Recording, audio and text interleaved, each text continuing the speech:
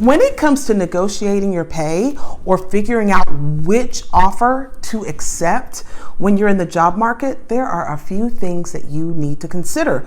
Let's talk about them today. So I've come up with the 3 M's that you need to think about when you get any job offer, especially when you're getting multiple job offers. We're coming into a job market, or we're in a job market where, especially if you're in a profession that has a shortage, you have options, but it's important for you to explore these options, okay? So the first thing you need to do is think about the money. Of course you need to think about the money. You didn't work this hard in school or in training or in a trade to not think about the money, but there are some things that you need to consider when you are thinking about the money. The first is the actual amount. So what you don't want to do is just take your highest offer, because then you won't be measuring apples to apples. You're going to be measuring like apples to something else.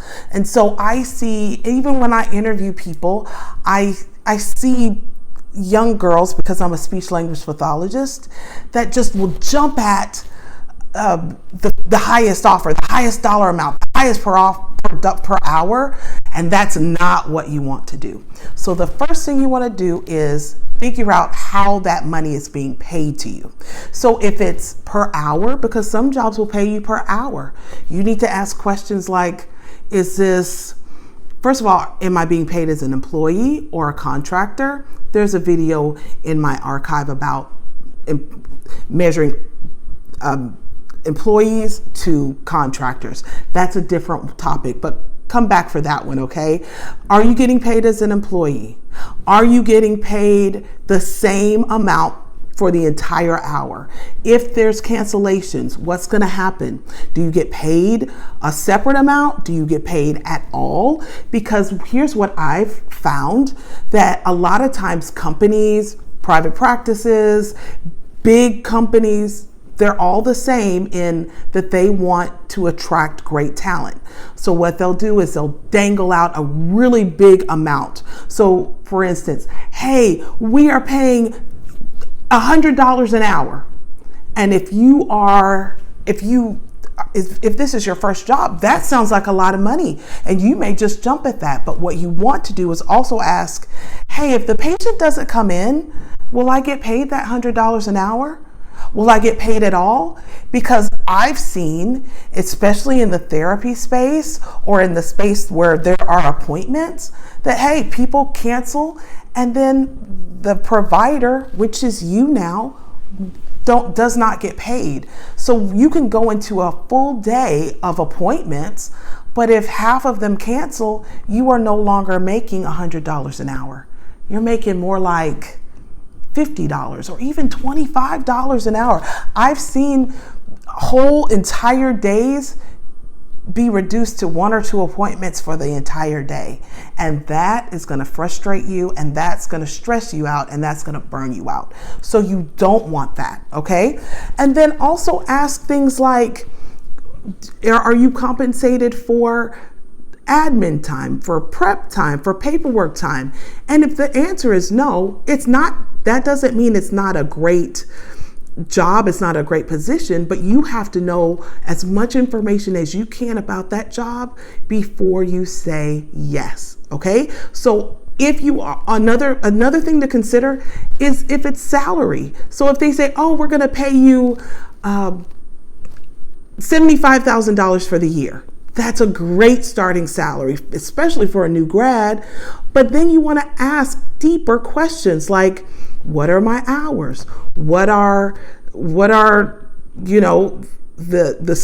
the schedule? Will I get paid if I don't come in for the day? How is that going to work out? You want to think about the worst case scenario. And this is not being negative, but you want to think about the worst case scenario and ask questions about that while everyone's kind of in the negotiating mood. You don't want to ask these questions when you're stressed out about money and in the middle of it. And let me just say, you can always ask a question. If you're at a position and you feel like you can't ask a question, that might be a red flag that would not be the position for you. Okay? So of course it's about money, but a job is a lot of other things too. So I've come up with 2 additional M's. The next thing is medical benefits. If you are a young student that is graduating and you are still on your parents' insurance, medical benefits may not matter to you at the moment. If you are married or have a spouse that you are under their insurance, medical benefits may not be an issue for you or a concern. So that's something you may not need. But if you are getting close to the age of 25, that means you're going to be off of your parents' insurance. If you are single and you have to provide your own insurance, just like me, or if you are thinking about a life change, like maybe I'm not going to be married anymore, or maybe my husband or my spouse is going to leave their job, so we're going to need medical benefits. Think about that before you say yes to the job and ask about that. That is a huge benefit. So I know for a fact there are different settings. I'm using speech therapy as an example. So some of us work in the schools. Some of us work in a skilled nursing facility. Some of us work in private practice. Well, all of those have medical insurance benefits. Some of them do. The schools, for example, usually have really good benefits, but the salary could be a little lower. You have to say, hey, what's more important to me? The benefits or this salary? Because you can have $100,000 pay, a salary, but if they don't provide medical benefits and you need them, it can run you between $250 to $500 or even $1,000 a month. So you have to also plan for that. And there's nothing wrong with paying out of pocket for your medical benefits. There's nothing wrong with getting a job with medical benefits. But the important thing while you are on this job search is to find the position that works for you. I see this a lot. Even when I was a new grad and searching for jobs, I wanted to have that pizzazz. I wanted to say, I have the best job. I have this great paying job. But if that great paying offer doesn't work for you, it is not a good offer. Okay? So money is something you want to consider when you're trying to weigh your job options. Medical benefits is something else. And the other thing, the last M, is motivating factors. Now, there are things at a job that sometimes money cannot replace. Are you committed to their vision? If you meet a company and you're like, this is where I need to be, but they don't pay as well, hey, that motivating factor is job satisfaction. And let me tell you, money is great to have, but if you work at a job that you are not fulfilled or you feel burnt out or overwhelmed, then money can't replace that. Okay, so consider that as a motivating factor. Another thing is other benefits. How's the schedule? If it's a flexible job, or you get to work 4 days instead of 5, or do they have a lot of time off? Say in a setting like the schools, they have a lot of time off. They tend to have summers off. They tend to have 2 weeks for Christmas, a week for Thanksgiving.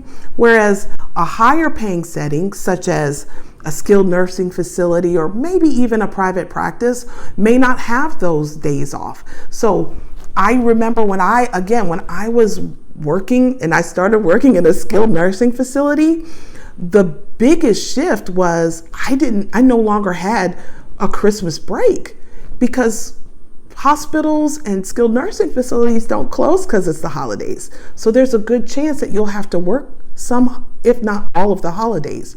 If that doesn't matter to you, hey, then that may be the setting, that may be the position for you. But if it doesn't work, consider something else. All right. So I just want to recap. When you are looking for a job or weighing an offer, whether you have 3 offers or just 1 offer, always put your job offer through the 3 M's: the money, the medical benefits, and the motivating factors. You want to be sure that you're moving or measuring apples to apples and not apples to something else. My name is Adrienne Fuller. I want to be your mentor and more. feel free to get on our website for more information. But I hope this is helpful, and I'm always looking for other things to talk about on this channel. So comment below or comment other things that are important to you as you are doing your job search. Until next time, bye.